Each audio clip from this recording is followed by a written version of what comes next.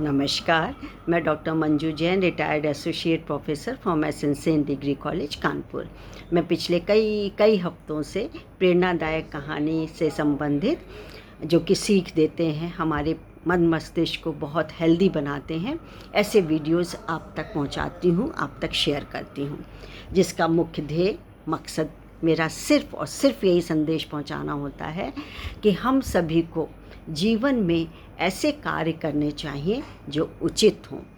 अनुचित कार्य यदि कर रहे हैं तो उससे जितनी जल्दी हो उससे छुटकारा पाइए, उसका निपटारा करिए।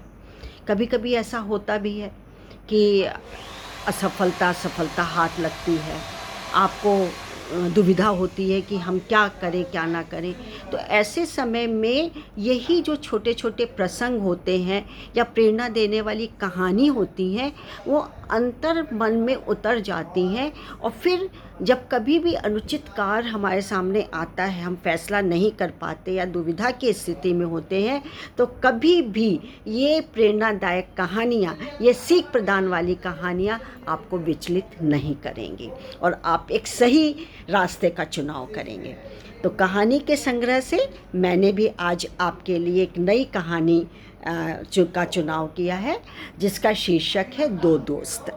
चलिए, दोस्त की तो डेफिनेशन ही बहुत अच्छी होती है। दोस्त बहुत प्यारे होते हैं, एक दूसरे से के काम आते हैं, आड़े वक्त पे जिगरी दोस्त बन कर के एक दूसरे का सहारा बनते हैं।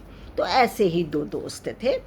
तो उन्होंने सोचा कि चलो आज एक गाँव छोड़ के शहर वहर घूमा जाए।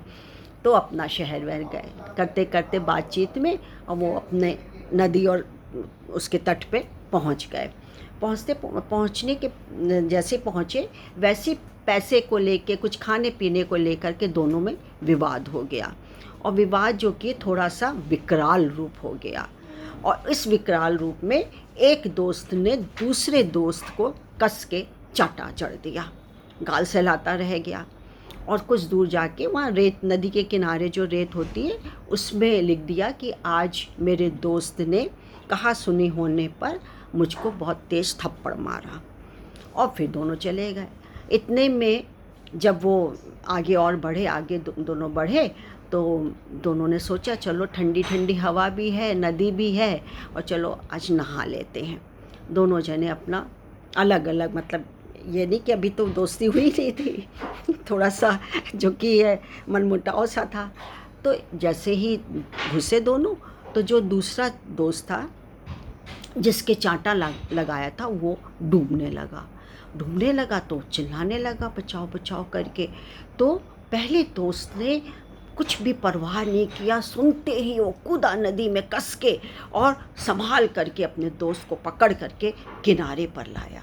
अपना जैसे पानी वानी भरा, उसको जो भी फर्स्ट एड देनी आती थी किसी भी तरीके से उसको बचा लिया। खैर उसकी आंखें खुली, तब देखा कि भैया दोस्त को धन्यवाद भी दिया, गले भी मिला। और फिर एक बड़ा सा पत्थर के पास वो रुक गया और छोटा एक ढेला लिया और उससे रगड़ रगड़ के लिखा कि आज मेरे दोस्त ने इस तारीख को, मैं जब नदी में डूब रहा था और उसने अपनी परवाह किए बिना ही मेरी जान बचाई, कर दिया। खैर हो गया। दोनों दोस्त बोले चलो अब घर चलते हैं।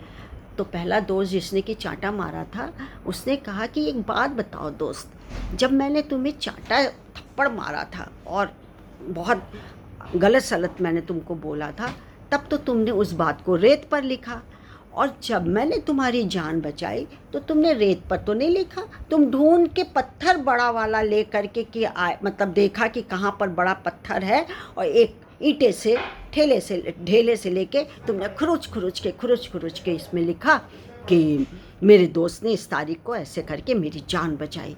तो ये इसमें क्या बात है? तो दोस्तों, इसी में ही बात है। क्या कहा थप्पड़ खाए वाले दोस्त ने कि देखो, यदि किसी ने मुझसे कोई कड़वाहट दे दी है या कभी अनुचित बोल दिया है या जो बात समझ में नहीं आ रही है, तो उसको भुला देने में ही भलाई है, उसको दिल पे रखने में कोई भलाई नहीं है। तो बोला अच्छा, ये वाली बात तो मुझे पता ही नहीं था, आपने बहुत ही अच्छी बात बताई मुझे, है ना। और वो रेत की जो वो है, हवा के साथ या पानी की लहर के साथ वो बह जाएगी, तो इसका मतलब हमारे मन से भी उतर जाना चाहिए। इसका इंडिकेशन ही है, ये सिंबल है कि रेत की तरह हमारे दिल में कड़वाहट जो दोस्त के प्रति या गुरुजनों के प्रति या पिता माता के प्रति है या भाई बहन के प्रति है, उसको भुला देना चाहिए।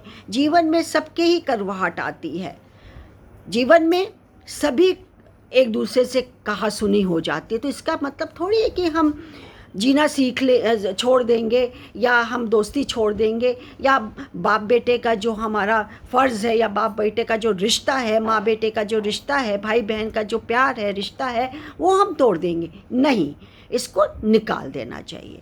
और दूसरी बात, मैंने पत्थर ढूंढा बड़ा और उसमें लिखा इसलिए कि अच्छी बात को हमेशा दिल से लगा के रखनी चाहिए ताकि हम भूलें नहीं अपने दोस्त की, अपनी प्रियजनों की, अपनी पत्नी की, अपनी माता पिता की या अपने अड़ोस पड़ोस में जो भी हमारे लिए कुछ भी कर रहा है उसको सर माथे पर तो हम लेंगे ही, पर दिल में और पत्थर पे लिख देंगे तो पत्थर की लकीर की तरह हो जाएगी, वो कभी मिटेगी नहीं। कितने भी आंधी तूफान आएगी आपके मिटेगी नहीं। उसी तरह दिल में ये लकीर उतर जाएगी, अंकित हो जाएगी, गाढ़े गाढ़े लाइनों में अंकित हो जाएगी और आप इसको भूलेंगे नहीं। चाहे एहसान करिए, चाहे दोस्ती कहिए इसको, चाहे प्यार कहिए, चाहे त्याग कहिए, चाहे उपकार कहिए, कुछ कहिए, लेकिन अच्छी बातों को दिल में सहेज के रखनी चाहिए। इसलिए मैंने पत्थर पे लिखा था। दोस्त बहुत खुश हो गया। तो मित्रों, दोस्तों, कहने का मतलब यही है कि आप कम से कम दोस्त के प्रति या किसी के प्रति जरा सी बात के लिए खटास मत लाइए, बिल्कुल भी नहीं। उसको दिल पे मत लीजिए। एक है ना, दिल पे मत ले यार, बस यही इस चीज़ को अपनाइए। क्षमा करना जानिए, उसको माफ़ी दे दीजिए, भूल जाइए और दुगने उत्साह से उससे दोस्ती करिए। या पिता से कोई बात हो गई हो, भाई से, किसी से भी हो गई, चूँकि मैं यहाँ दोस्त की चर्चा कर रही हूँ इसलिए मैं बार बार दो दोस्त का ही उदाहरण आपको दूंगी। तो जीवन में उतार चढ़ाव भी आते हैं, परेशानियाँ भी आती हैं, झगड़े भी होते हैं, विवाद भी होते हैं। तो इसका मतलब ये नहीं है कि सालों पुरानी दोस्ती या 2 साल की दोस्ती जिस पर विश्वास टिका हुआ है, आप उसको जरा सी झटके से तोड़ दें, आप जरा सी कहा सुनी में तोड़ दें। नहीं, कभी नहीं। तो मेरा संदेश देने का मकसद यही था। एक कहानी आप अपने बच्चों को, अपने मित्रों को, अपने सखियों को, अपने अड़ोस पड़ोस में ज़रूर सुनाइए कि जो अच्छी बात है उनको दिल पे उतार के रखें और ख़राब बातों को दिल से निकाल दें। तो मित्रों, ये कहानी कैसी लगी? अच्छी लगी हो तो आप लाइक और शेयर करना बिल्कुल भी मत भूलिएगा। सब्सक्राइब भी करिएगा जिससे कि मेरा वीडियो आप तक ज़रूर पहुंच जाएगा, जल्दी पहुंच जाएगा, आसानी से पहुंच जाएगा। तब तक के लिए मुझे आज्ञा दीजिए। एज़ यूजुअल, नमस्कार। Thank you.